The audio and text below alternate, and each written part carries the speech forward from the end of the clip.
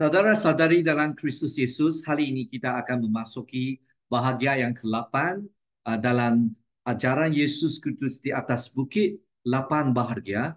Bahagia yang ke-8 dikatakan Yesus Kristus dalam Matius bab 5 ayat 9 sampai 12 menyatakan bahawa aslinya daripada 10, 11 dan 12 itu dipentingkan di mana untuk orang yang tertindas kerana kebenaran. Saudara-saudari, marilah kita berdoa bersama untuk merenung akan firman ini. Dan pada pagi ini kita akan menggunakan teks untuk khotbah John Wesley, untuk bahagian ketiga ajaran di atas bukit, khotbah John Wesley yang ke-23. Mari kita datang bersama untuk berdoa bersama. Tuhan Bapa di surga, kami berdoa supaya Tuhan berkatilah masa ini supaya kami lebih memahami akan ajaran Yesus Kristus. Bagaimana orang yang tertindas itu berbahagia, sebab mereka begitu tertindas kerana kebenaran.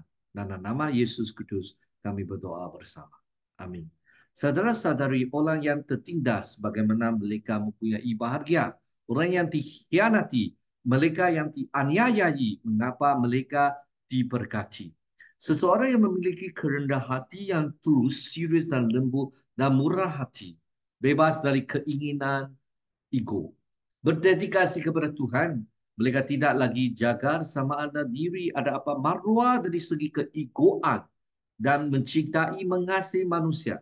Seharus menjadi orang yang dikasihi oleh semua orang. Tapi Tuhan kita lebih memahami sifat manusia dan keadaan. Oleh itu, dia mentuturkan keadaan manusia yang saleh itu dengan menunjukkan kelakuan yang akan diterima oleh dunia. Berbahagialah mereka yang dianiaya kerana kebenaran, kerana mereka empunya kerajaan surga. Saudara-saudari anak-anak roh, untuk memahami ini sepenuhnya, marilah kita mula bertanya siapakah mereka yang dianiaya. Dan ini dapat kita pelajari dengan mudah dari Rasul Paulus. Seperti dahulu kala dia yang dilahirkan menurut daging, menganiaya dia yang dilahirkan menurut roh, demikianlah juga sekarang. Ya, kata Rasul dan semua orang yang ingin hidup saleh dan Kristus Yesus akan menderita penganiayaan. Apabila kamu saleh, kamu hendak kesucian, kamu akan disesat, kamu akan dianiaya untuk orang yang tidak mahu kesucian. Hal yang sama diajar oleh Rasul Yohanes. Jangan helah saudara-saudaraku, jika dunia membenci kamu, kita tahu bahawa kita telah berpindah dari kematian kepada hidup. Kerana kita mengasihi saudara-saudara. Seorang-orang berkata, saudara-saudara orang Kristen tidak dapat dikasihi kecuali orang mereka yang telah berpindah dari kematian kepada hidup. Dan dengan jelas oleh Tuhan kita, jika dunia membenci kamu, kamu tahu bahawa dia telah membenci aku sebelum ini membenci kamu. Jikalau kamu berasal dari dunia, dunia akan mengasihi miliknya sendiri. Tetapi karena kamu bukan berasal dari dunia, maka dunia membenci kamu. Ingatlah firman yang ku katakan kepadamu, seorang hamba tidak lebih besar daripada tuannya. Jika mereka telah menganiayai aku, mereka juga akan menganiayai kamu. Yesus Kristus walaupun dia baik, tapi dia dianiaya, dia disesat. Saudara-saudari, siapakah menganiayai mereka? Yang pertama, mereka yang lahir dari daging, sebab mereka berbeza dengan rohani. Rasul Paulus menjawab, dia yang dilahirkan dari daging, setiap orang yang tidak dilahirkan dari roh, yaitu mereka yang belum percaya Kristus. Sekurang-kurangnya tidak menginginkan untuk dilahirkan oleh Roh Kudus, semua yang tidak berusaha untuk hidup saleh di dalam Kristus Yesus. Semua yang tidak beralih dari kematian dan kepada kehidupan, yaitu mereka berpercaya Yesus. Akibatnya tidak dapat mengasihi saudara-saudari dunia, yaitu menurut kepada juru selamat kita, mereka yang tidak mengenal dia, yang mentuduh aku, yaitu Yesus Kristus. Mereka yang belum kenal Kristus, belum kenal Tuhan yang sebenar, maka Allah yang penuh dengan kasih dan pengampun melalui pengajaran rohnya sendiri. Alasan jelas, roh yang ada di dunia ini bertentangan langsung dengan roh yang datang dari Tuhan. Oleh kerana itu sudah pasti mereka tidak berasal dari dunia, akan bertentang dengan mereka berasal dari Allah. Tetapi pertentangan yang sangat besar di antara mereka dalam semua pendapat, keinginan, rencana dan temperamen ataupun kita kata affections mereka. Dan sampai sekarang macam tuntut dan anak kambing tidak dapat berpaling bersama dengan damai. Saudara-saudari kita percaya Yesus. Kita kata Yesus satu-satunya juru selamat. Orang lain berbeza. Dan mereka tidak akan bersama pendapat dengan kamu. Siapakah yang menganiaya? Mereka yang dapat yang menganiaya adalah mereka yang tidak percaya kepada Tuhan. Mereka adalah orang-orang yang tidak mengenal Tuhan dan tidak mengerti jalan-jalannya. Mereka adalah orang-orang yang tidak memiliki kasih sayang dan belas kasihan. Mereka adalah orang yang tidak memiliki hati nurani. Tujuan penganiayaan, tujuan mereka adalah untuk menghancurkan gereja dan menghentikan penyebaran Injil. Mereka ingin membuat orang-orang takut untuk percaya kepada Tuhan. Mereka ingin membuat orang-orang takut untuk berbicara tentang Tuhan. Mereka juga ingin membuat orang-orang takut untuk hidup untuk Tuhan. Bagaimana mereka menganiaya? Pentorakan dan perasingan, anak-anak Tuhan sering menghadapi penganiayaan yang lebih ringan. Mereka mungkin mengalami pentorakan dari keluarga dan kehilangan sahabat. Mereka mungkin menghadapi kehilangan pekerjaan dan harta benda. Semua ini adalah ujian yang dirancang oleh Tuhan untuk kebaikan mereka. Penganiayaan yang paling umum adalah fitnah dan penghinaan. Orang-orang akan menghina dan menfitnah anak-anak Tuhan, mentuduh mereka dengan kejahatan yang tidak benar. Ini adalah tanda pengenalan bagi mereka. Bukti bahwa mereka adalah pengikut Kristus, mereka akan dipanggil sebagai sampah dan kotoran oleh dunia. Sesungguhnya ada peranggapan bahawa sebelum kepenuhan orang bukan Yahudi datang, penghinaan salib akan berhenti. Tuhan akan menyebarkan orang Kristian dihormati dan dikasihi. Bahkan oleh mereka yang masih dalam dosa, ya dan pastilah bahawa bahkan sekarang dia kadang-kadang mentangguhkan penghinaan dan juga pengerasan manusia. Dia menjadi musuh seseorang bernamai dengannya untuk sementara waktu dan memberikan nikmat dengan peraniaya yang paling pahit. Terdapat dengan mengesampingkan kes pengecualian ini. Penghinaan salib belum berhenti, tetapi seorang masih boleh berkata, jika saya menyenangkan manusia, saya bukan hamba Kristus. Oleh itu, janganlah sesiapa pun menghilaukan sarangan yang menyenangkan itu. Yang pasti menyenangkan daging dan darah. Bahawa orang jahat hanya berpura-pura membenci dan menghina mereka yang baik. Tetapi sebenarnya mengasihi dan menghormati mereka di dalam hati mereka. Tidak demikian, mereka mungkin menggunakan kadang-kadang, tetapi juga untuk keuntungan mereka sendiri. Mereka mungkin mempercayakan mereka kerana mereka tahu jalan mereka tidak seperti orang lain. Tetapi mereka tetap juga mengasihi mereka kecuali sejauh roh Tuhan mungkin berjuang dengan mereka. Firman Juru Selamat kita adalah jelas. Jika kamu dari dunia, dunia akan mengasihi miliknya sendiri. Tetapi karena kamu bukan dari dunia, oleh itu dunia membenci kamu. Ya, dengan mengkesampingkan pengecualian apa yang mungkin dibuat oleh rahmat pencegahan atau pemeliharaan Tuhan yang khusus. Dunia membenci mereka dengan sepenuh hati dan seikhlas hati seperti yang pernah dilakukan terhadap Tuhan mereka. Tuhan mereka, terhadap Tuhan mereka. Jadi saudara-saudari penganiayaan dan salib. Anda ditinggal satu penganiayaan. Bagaimana anak-anak Tuhan harus bersikap terhadap penganiayaan. Pertama, mereka tidak boleh dengan sengaja atau dengan sengaja mendatangkan kepada diri mereka sendiri. Yang bertentangan dengan teladan dan nasihat Tuhan kita. Dan semua rasulnya yang mengajarkan kita bukan hanya untuk tidak mencari, tetapi untuk mengelakkan sejauh yang kita biasa, tanpa melukai hati nurani kita, tanpa melepaskan bahagian apapun dari kebenaran yang harus kita utamakan daripada hidup kita sendiri.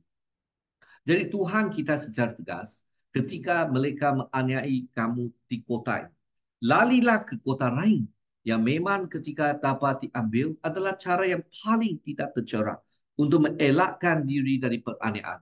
Namun janganlah berfikir bahawa kamu selalu dapat mengelakkan.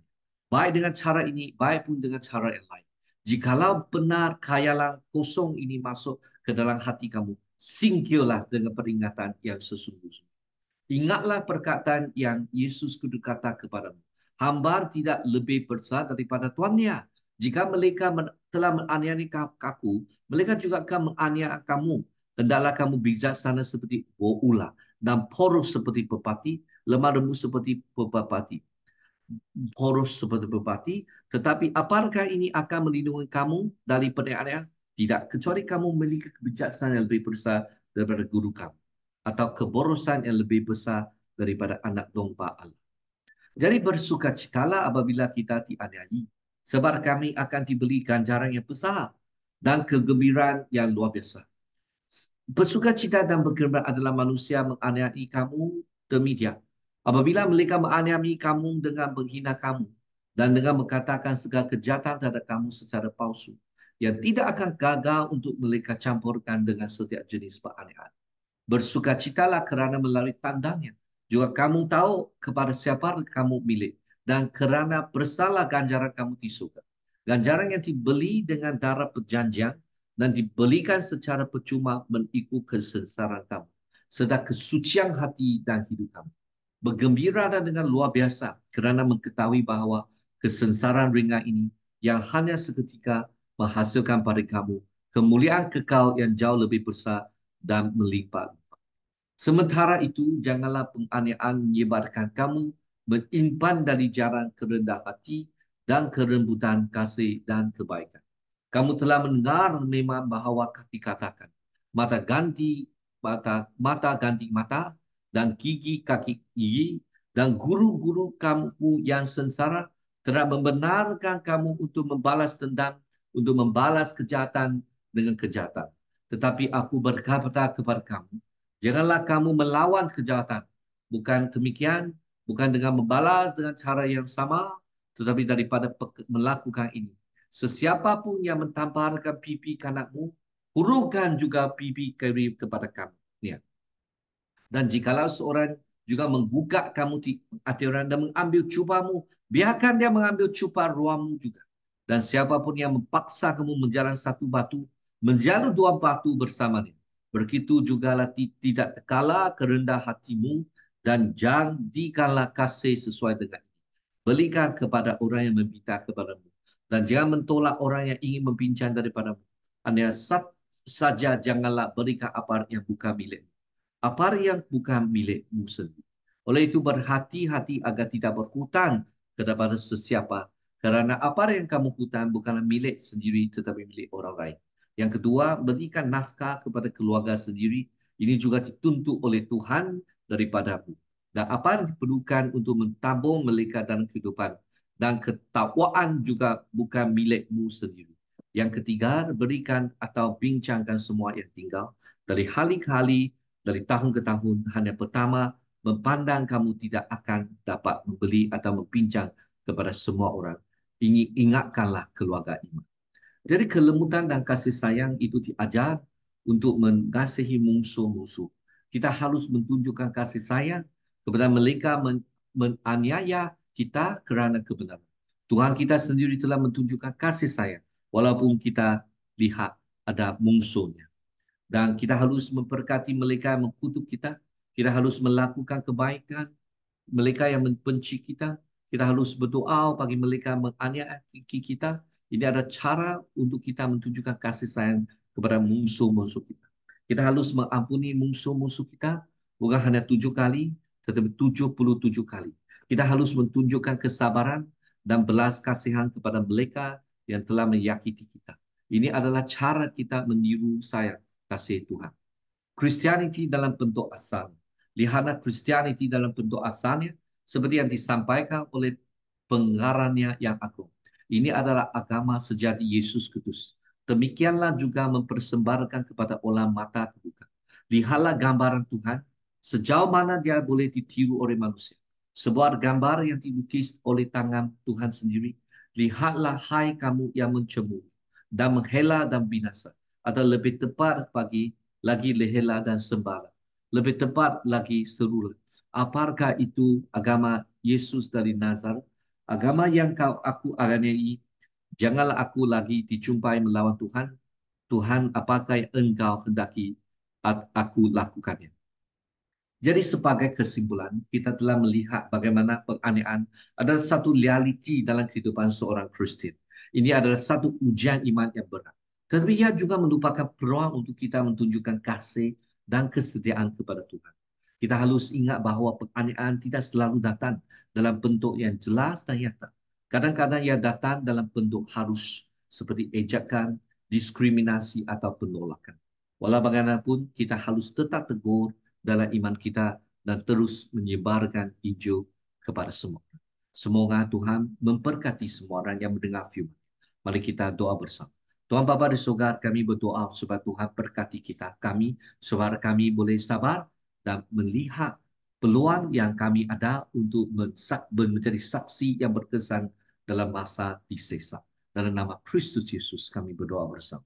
Amin. Semoga Tuhan memberkati semua dan keluarga. Amin.